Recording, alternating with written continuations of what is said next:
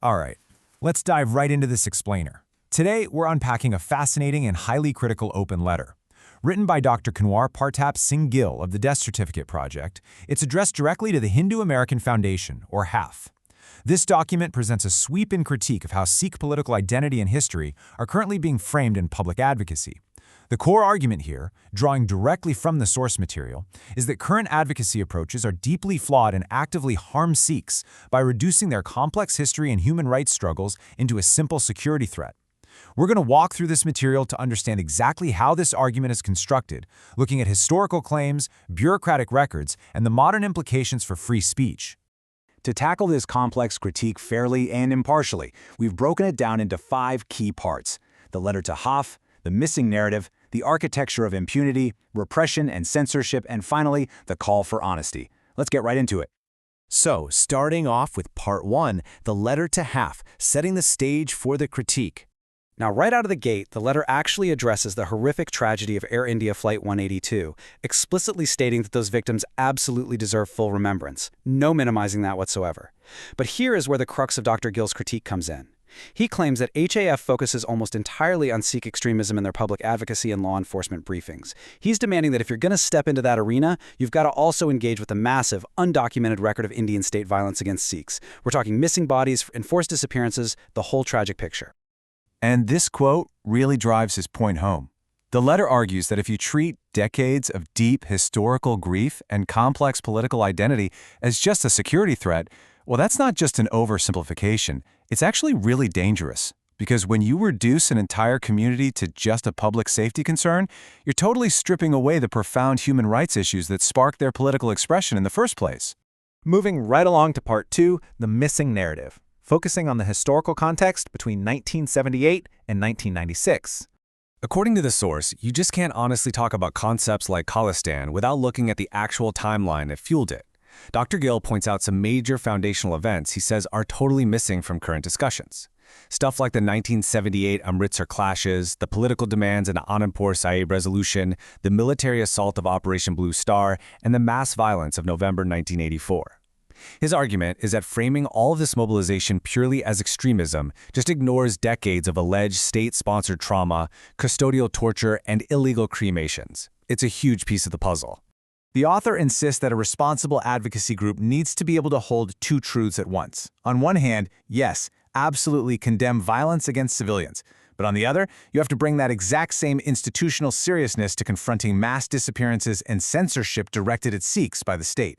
Basically, he's saying selective empathy makes for heavily flawed advocacy. Okay, let's get into Part 3, the architecture of impunity, from the police gun to the civil file. This part of the text asks a seriously striking question. If the police carried the bodies, who carried the file? Think about that for a second. It's challenging us to look past the physical violence and zero in on the paperwork. Like, where are the death certificates? Where did the cremation records go? Ultimately, who in the government failed to document these missing thousands? To really grasp this, we have to dive into the bureaucracy of it all.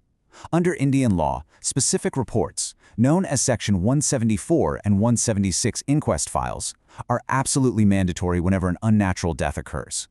But the letter asserts that the civil administration systematically ignored or just destroyed these files. So what does that mean? It means victims were essentially disappeared twice. First physically, and then erased completely from the official historical record. Crazy, right?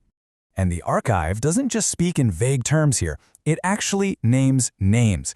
It points directly to civil authorities like Ramesh Inder Singh, Sarabjit Singh, and KBS Sidhu, who served as administrative leaders in Amritsar during the years of these alleged illegal cremations.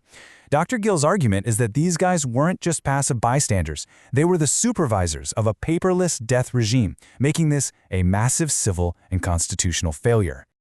The letter goes further, stressing that this violence wasn't just physical, it was deeply structural. It claims that torture and sexualized violence were actual deliberate state policies used to discipline Sikh society. To just ignore that reality today, according to the author, completely invalidates the very real trauma that drives so much of the community's modern political expression. All right, shifting gears to Part 4, repression and censorship, and what the author calls viewpoint asymmetry in modern advocacy. So Dr. Gill points out a pretty stark irony in our modern digital landscape. His own human rights archive, along with tons of other Sikh memory work, actually faces severe censorship under Section 69A of Indian law. That's a law that allows the government to block public access to information. It raises a huge question of fairness, right? Like, who exactly gets to tell their history? And this is what leads to that concept of viewpoint asymmetry. He argues that, look, if a U.S. nonprofit like HOF is totally free to advocate and brief law enforcement on security threats, then Sikhs have to be equally free to document state violence and preserve their own historical memory. And they should be able to do that without instantly being labeled as threats themselves. Because of all this, the author pushes back really hard against the idea that Sikh diaspora fear is just, paranoia. The letter asserts that modern transnational repression, things like visa pressure, online harassment, and speech intimidation, is actually a direct continuation of those exact same silencing tactics the state developed in Punjab decades ago. To really, truly understand this conflict, the letter insists you cannot just shove Sikh grievances into this neat little box labeled religious separatism. The political unrest actually stems from super complex issues: federalism disputes, control over Punjab's river waters, the territorial status of Chandigarh, and deep theological traditions like the Sant Sipahi, or Saint Soldier. If you ignore those nuances, you're kind of distorting the whole narrative. Finally, we arrive at Part 5, the call for honesty, demands for acknowledgement and reconciliation. Here, the author pivots from just critique to laying out a series of very direct challenges to HOF. First up, will they publicly recognize the historical reality? He's asking them to acknowledge the documented mass human rights violations, the enforced disappearances, and the massive cremation records exposed by activists like Jaswant, Singh, Khalra, instead of only viewing that era through a strict counter-terrorism lens. Second is a question about practical advocacy. Will HAF ensure its law enforcement briefings draw a firm line? The author wants to know if they will clearly distinguish between actual criminal threats and protected political speech or religious practice, to prevent the collective criminalization of an entire minority group. And finally, a challenge regarding the right to memory. Does HAF believe that documenting human rights abuses should be exempt from Indian censorship laws? Basically, he's asking if they will support the protection of Sikh historical research with the exact same fierce energy they use for their own advocacy. The letter actually wraps up with an open invitation for HAF to respond in writing. And Dr. Gill makes it super clear he is not demanding total submission to his ideology, but he states that any civil rights organization speaking on minority dignity needs to be able to impartially acknowledge the suffering of others, without just defaulting to a security lens. So I want to leave you with this incredibly powerful thought from the text. You cannot simply skip straight to harmony while completely ignoring the unresolved trauma of the past. It forces us all to ask a tough question. Can true reconciliation ever really be achieved if the administrative records of the past remain hidden? I mean, what happens to a community's history when the files just disappear?